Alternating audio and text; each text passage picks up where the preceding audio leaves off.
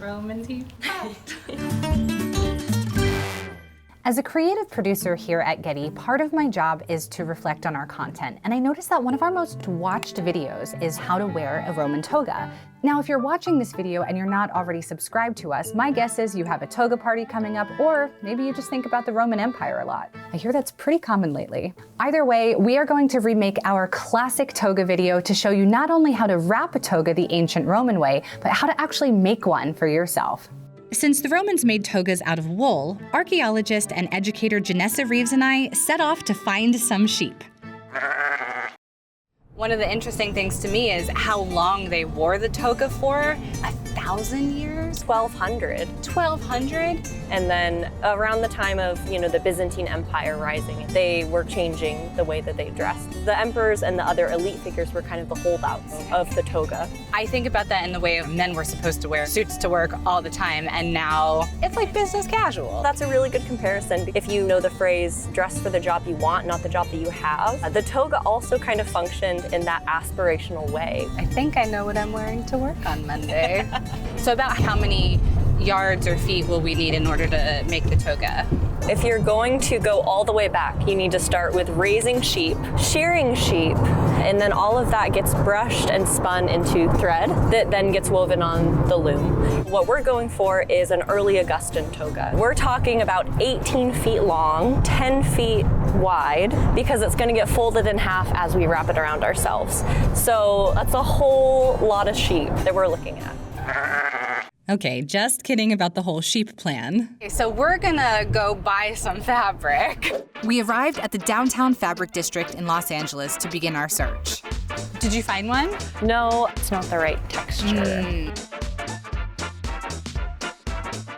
Ooh, what about this? It's definitely not wool, but it feels kind of light. Kind of weighing comfort / authenticity. We've been here for what, maybe like an hour longer than we thought we would be? I'm getting hungry. I know, me too. Maybe we should have sheared our own sheep after all. The shops were closing soon, but we had one more big one left to try. We finally found the perfect fabric for $50 a yard. Since our toga needs 12 yards total, I think that's way too pricey for a DIY toga video. So it's time to handle this the 21st century way. If you're following along at home, in addition to 2 6-yard pieces of 60-inch fabric, you're going to need measuring tape, thread to match your toga, scissors or a rotary cutter, pins, and if you want to go fancy, enough ribbon to line the edges. We ended up using about 40 yards, and you'll want thread to match. Don't forget needles and all the parts for your sewing machine.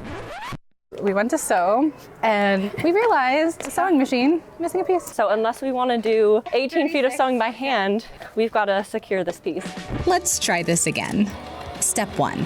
Since most fabric doesn't come 10 feet wide, sew your fabric together to create an 18 by 10 foot rectangle. In our case, we had 2 18-foot by 5-foot wide pieces. Have you been thinking about the fact that you have to wear all of this? Wow, yeah, this is heavy. All right, now we don't have to do the rest of the video now. Just kidding. It's time for step 2. Cutting the trapezoid. Because the shape of the toga we're making is a little more complex than a rectangle, and our fabric is so huge, we had to get a little creative in our folding and cutting methods. What if we flip a table upside down? This might be a good time to mention that archaeologists actually think that Romans would have just woven the fabric into the shape directly, so probably not flipping tables or using rotary cutters. For the final step, we pinned and sewed the ribbon along the edges of the toga on both sides. And even though we both brought our sewing machines that day, a slight ribbon shortage meant I would still need to finish at home.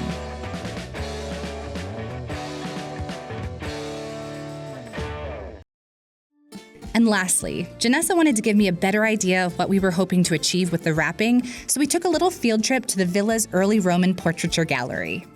This is a really lovely, full example of a man wearing a toga. If we're looking at the statue, there are a lot of the aspects of the toga that we're going to try to do today with our toga. Okay. They really captured like the heaviness of the fabric and the draping and all of the little folds. Yeah, it's beautifully, beautifully rendered. So we're gonna try to make this happen today. I'm optimistic. Let's do it.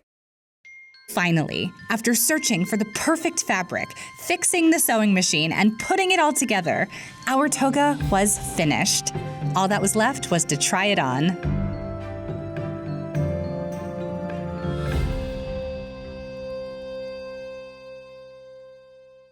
First, we're folding the toga in half lengthwise, leaving the smaller half with the straighter edges on the inside to fill out the toga and create volume. We start by draping the end over Jessie's left arm, ribbon out, and we want it to fall almost to her feet. We're making a couple accordion folds here on her shoulder to create these clean lines in the drapery. Now the toga goes around the back of the body, under the right arm, and around the front of the torso. You want it rather fitted at the waist, but hanging more loosely towards the feet, so you might have to fuss with it a bit. Now this is going to go once again over that left shoulder. If you're finding that it's a little loose around the waist, you can tighten it and roll the excess fabric into the part that goes over the shoulder, kind of like you might fold and roll a towel to wear around after a shower. In this case, the weight of the toga actually helps keep everything in place. Now it goes around the body one last time, under that right arm, around the front, and let that last little bit of fabric rest on your bent left arm, kind of like an old school butler. No wonder they were so muscular. I mean, whew! And so you want it to kind of fall in these really neat little swoopy folds. And you were allowed to let it slip a little bit, during your impassioned speech in the Senate as you're gesturing wildly on taxes and land grants. Less taxes, more land grants? The toga wasn't just the garment itself. It was also about how you behaved when you were wearing it. So the garment encourages you, right, to be broad and proud. I feel like I have to stand up straight, and I have to hold my arm up like this, which makes me want to hold this arm up like this. Like, I feel very dignified. Grapes, please. Thank you. It's always so nice to be at my summer home. Senator, me? Yes.